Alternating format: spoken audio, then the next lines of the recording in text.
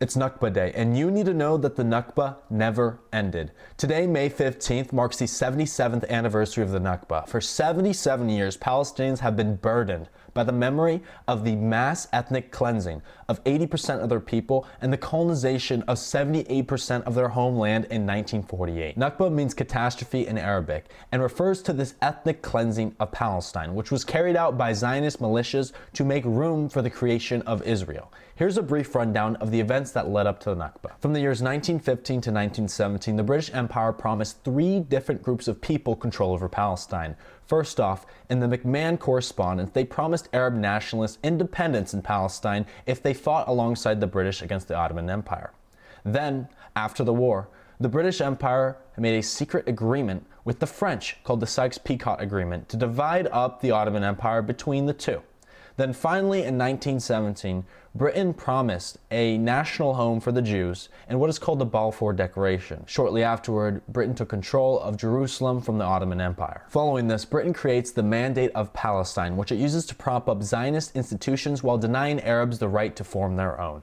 They also facilitate the colonization of the land and help the Zionists form armed groups. During this time, the Jewish population of Palestine grows by tenfold via immigration from Europe. Then all of a sudden in 1947, Britain ends this mandate because after World War II, their country was economically exhausted and couldn't afford to maintain an occupation over Palestine as unrest continued to rise between the Zionists and the indigenous peasant farmers of the land. As Britain suddenly pulls out, they leave behind a massive power vacuum, causing the UN to try to step in what may be one of the worst mistakes in history. The UN adopts a partition plan that gives Zionists 55% of Palestine, despite the fact that Zionists only owned about 5% of the land and were still a minority. Understandably, the Palestinians and Arabs flat out reject this unfair proposal, to which Zionist militias, who have been building up power for years, launch a premeditated attack to forcibly expel the Palestinians. Zionist forces use bombing campaigns, massacres, and other atrocities to drive the Palestinians out of their lands,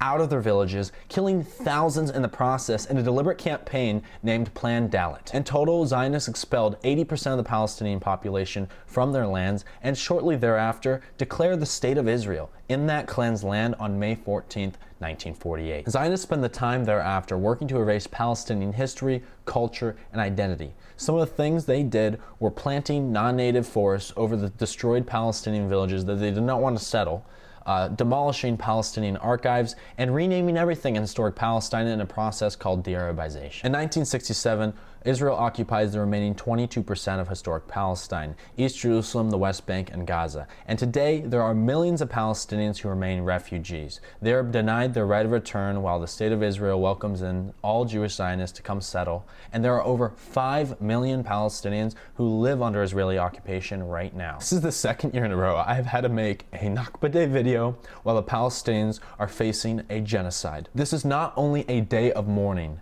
for the injustices faced by the Palestinian people in the past, but it's a day of renewal of the struggle to end this ongoing Nakba and achieve a free Palestine. This genocide is only the latest stage of an ongoing process of slow destruction and displacement that the Palestinian people have been subjected to ever since 1948. Israel has been incrementally colonizing the West Bank for decades and one day hopes to wholly annex the occupied territory.